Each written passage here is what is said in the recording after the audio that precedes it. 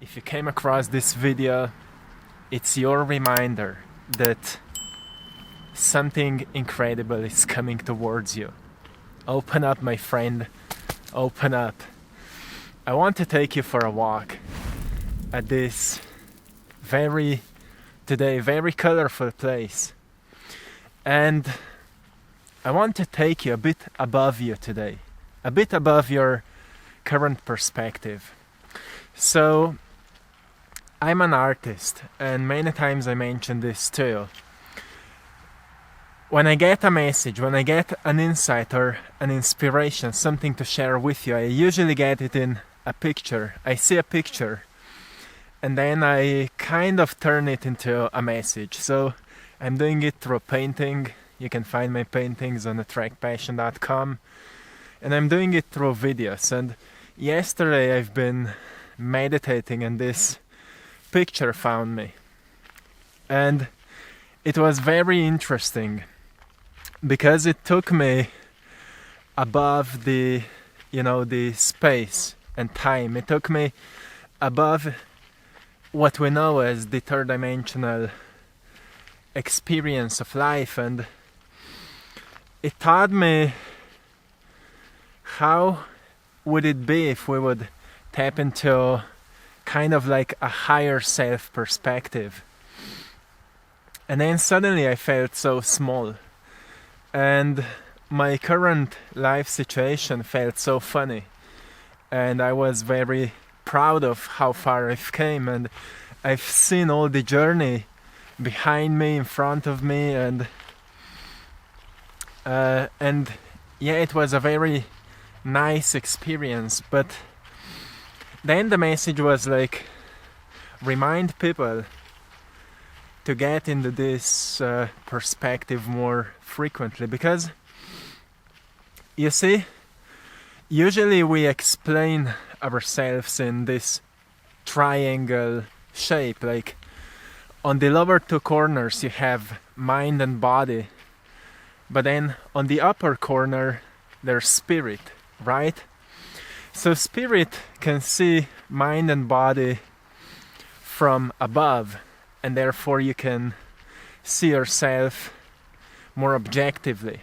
You can see yourself more as a character in a movie than as someone who's going through something. I mean, you feel yourself as you're going through something, but you can objectively look at it and analyze it from more mature approach, which is a very important thing we need to learn to do. But then we have this mystical symbol that has an eye in the triangle, and yeah, often people attach it to Illuminati and to Freemasonry and all of this. And yes, these groups have used this symbol because it's very powerful. And yes, in these groups there was also a division between one way of thinking and another, where one group went into a self-service and the other group went into a service to God. That's why this symbol was many times turned into something negative, but actually it's something completely else.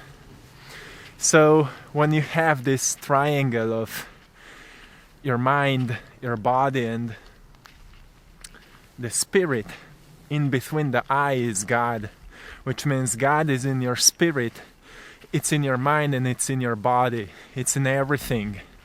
That's why Native Americans had this saying, man has not designed a web of life, he's merely a thread in it.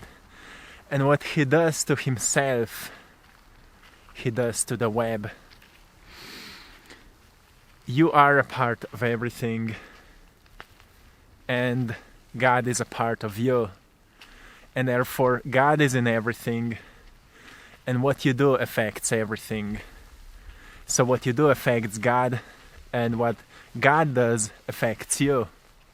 So this is the interconnection. It's the link that connects the things that seem separated. That's why it's so hard to grasp what God is, because you can't see it. But you also can't tell that it doesn't exist, because you don't know what created everything. You don't know how is it possible that you think about something and then it happens, if there would be no connection between your thoughts and reality. And connection exists because, well, scientists have found out that when a person has a very clear intention about something, it affects the activity of atoms. And there was one study when scientists took a group of well-trained monks with an intention if they could affect the movement of the DNA spiral. And they've noticed that only one particular activity that they did in a meditation truly caused an effect in the movement of the DNA spiral, so it started moving in the opposite direction. So they've noticed if they've been visualizing the movement, nothing changed. If they've been just blessing it or feeling grateful that it moves, nothing changed. But when they combined clear intention, clear image in their minds that the DNA spiral started moving in its opposite direction, and they felt gratitude for it, like they feel connected, they're blessing it, it started spinning in its opposite direction. So this is the connection that is mystical, and it's hard to explain it, but it just tells us that you are not separated from this great activity of life. But if you're not separated, it puts you into a position of someone who needs to become quite responsible for how you're living your life and what you choose to do, how you choose to think about yourself, about others, how you choose to feel about everything, and what you choose to do out of this new or freshly born understanding. And this is a very important thinking, because it puts us into a bit higher perspective, and that's what I wanted to give you today. As yesterday I had this experience that to me it's not new, because many times I'm experimenting with this kind of mental game, but it always helps me to see my life in a different way. And when I see it this way, when I kind of go above me, I recognize that, well, whatever troubles me is not so big. And there's a certain path that is more practical than maybe other potential paths, and therefore I can easily choose the right one. While if we're constantly in a certain emotional reaction, we become a bit too irrational, and therefore we choose the path according to how we feel rather than what our heart says, and therefore we often do we call them mistakes. They're not mistakes, they're all lessons. But sometimes we make our life's experience a bit more challenging.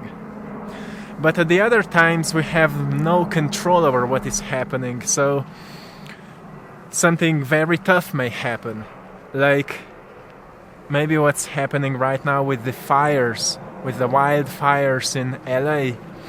I want to say my prayers. I want to send my prayers. I want to send healing energy. I want to send love to anyone who's been affected. We have many people from LA. We've been sending paintings to LA, so I hope you're okay, my friends. And to anyone who's been through a certain loss or anything hurtful, know that you are protected. Know that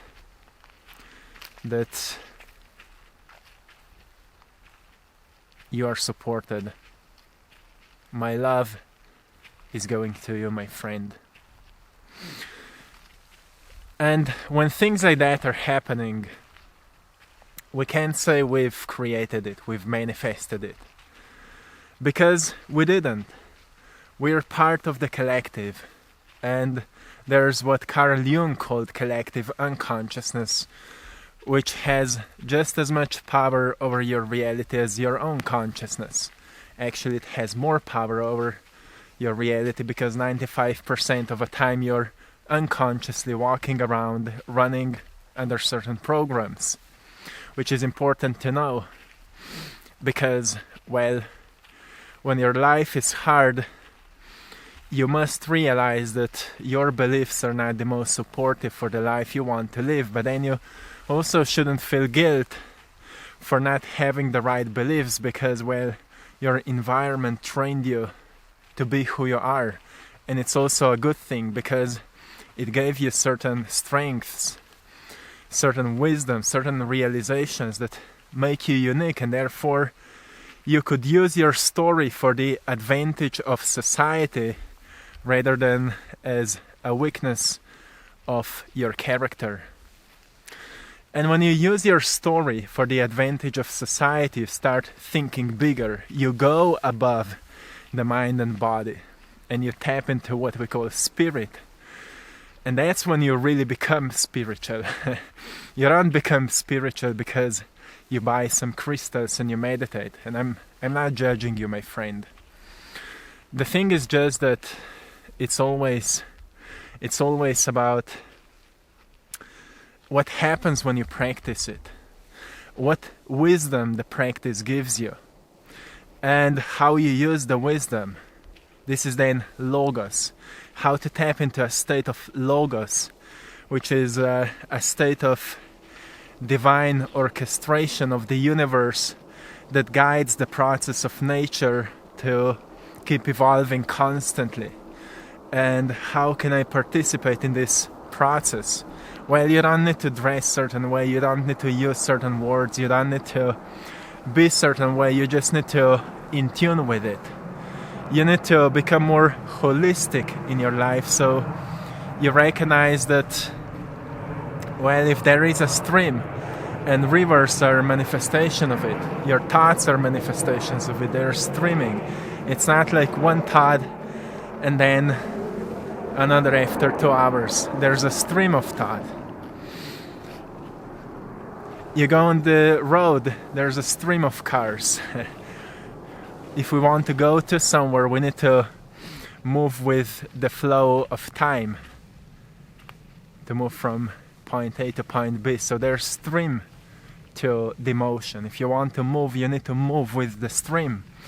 So then the question is only what kind of stream is the most aligned with your heart, with your desires. Like, there's a stream that will make you more chaotic, which will also feel more chaotic. Actions of that stream will feel more chaotic, and you will experience more pain and resistance when you move with it. And then there's a stream that takes you towards where you belong, and that stream will feel very intuitive. It will feel very spontaneous. It will feel very natural.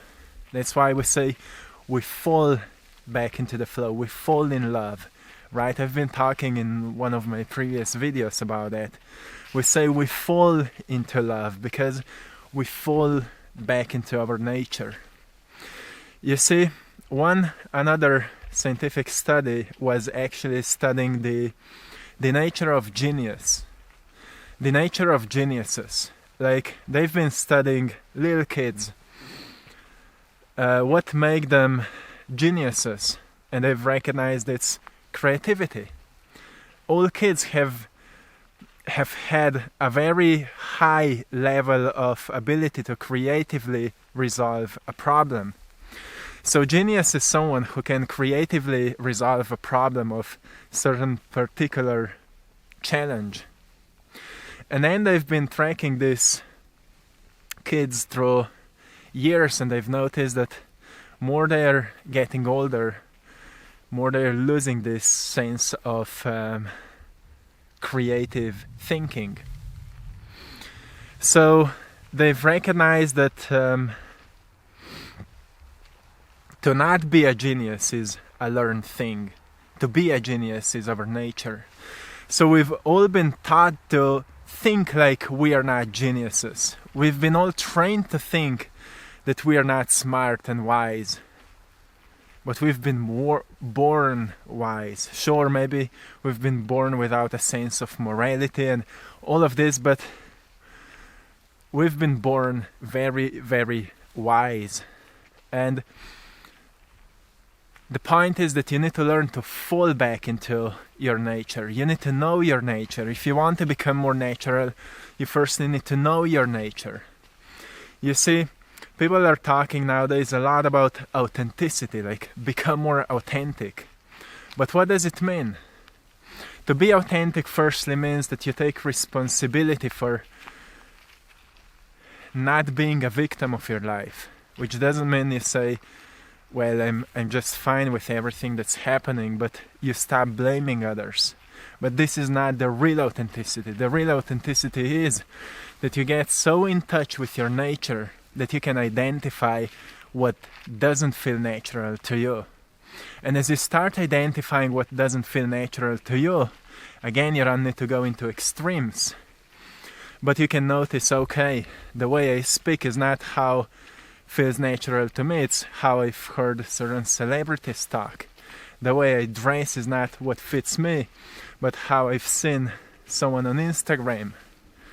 The music that I'm listening is not really what resonates with me, but what my friends are listening.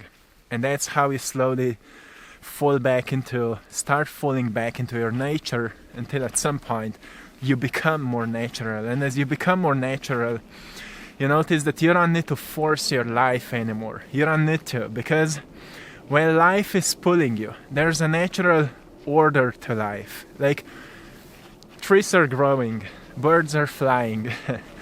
Have you ever asked yourself why fruits are so sweet?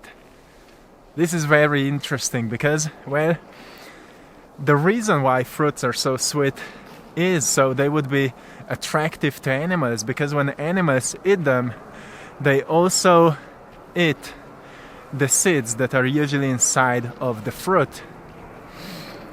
Because when they eat them, they will also poop them somewhere, and that's how the nature took care of the expansion, the continuing process of growth. Everything in nature is so wise, and then you think you're not, right? But yet you're part of it. So the reason why I've shared with you this triangle story at the beginning that I've seen is that many times you need to go into a higher perspective and you will see your life differently. And you don't need to be a psychic or someone with an incredible idea, with an incredible skill of imagination, of trained imagination to do that. You can just sit down and imagine yourself like going onto a top floor of the building and look down into your life and see where you are. See where your current troubles are. See what is bothering you the most, and notice how could you deal with it differently. See what you don't know but you wish to know, and see where could you look for the knowledge that is lacking in your life right now. And notice, who would you be if you would already know the knowledge that you need right now, and how much differently would you live your life? As you know these answers, you will change. That's why they say knowledge is power, but applied knowledge is applied power. And that's what makes you powerful. That's what makes you powerful. So knowledge itself will not empower you. Applied knowledge will change you.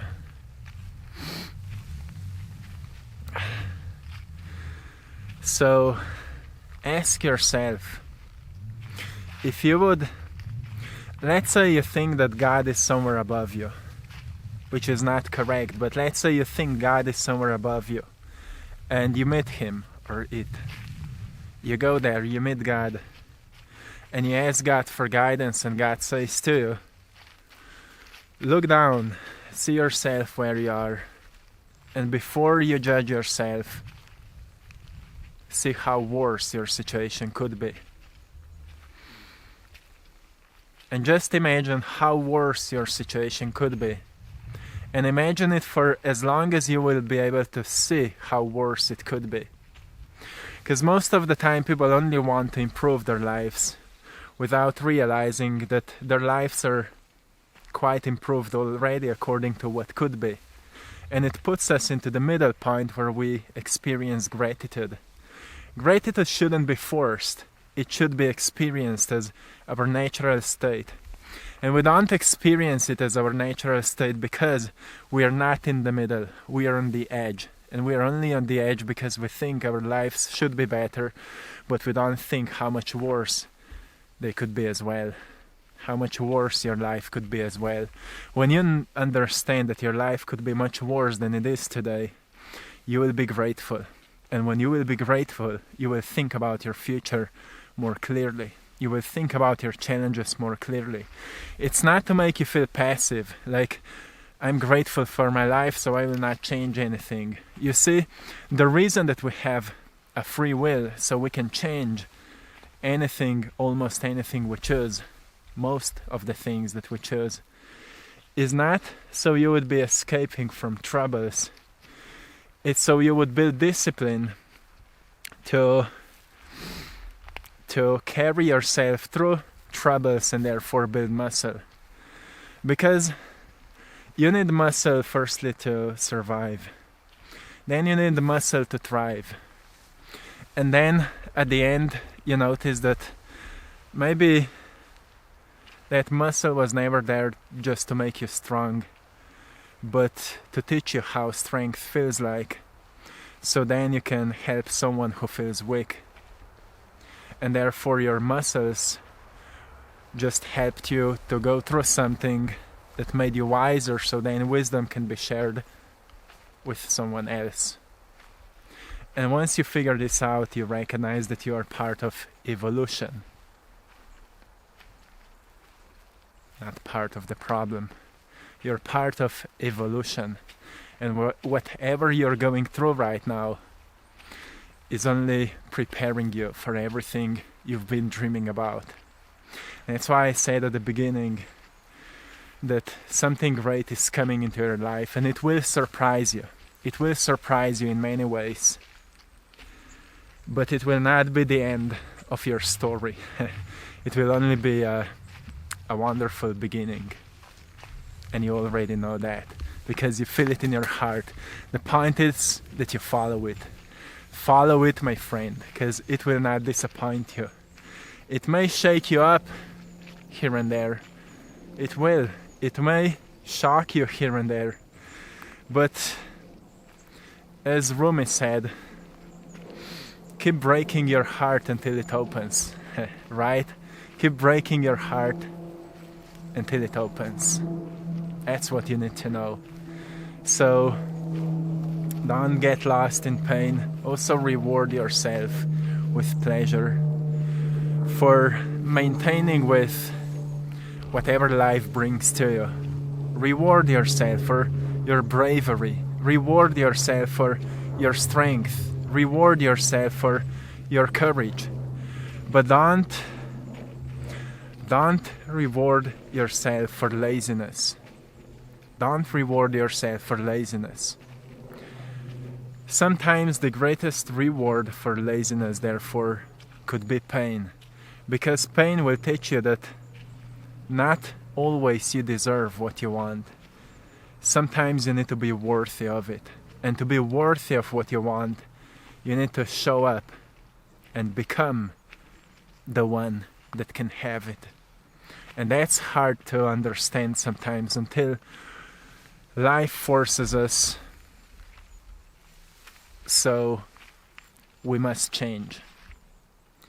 And when life forces us into certain type of transformation, we go through the process of leaving parts of us behind, leaving habits behind, leaving beliefs behind, leaving old outdated knowledge behind. And the process of leaving something behind teaches us of acknowledging something new that was all along present in our lives, but we've been ignoring because we thought that we already know everything. Those who think they know everything, they can be a prey for almost any lie. They may ignore what's there for them to know.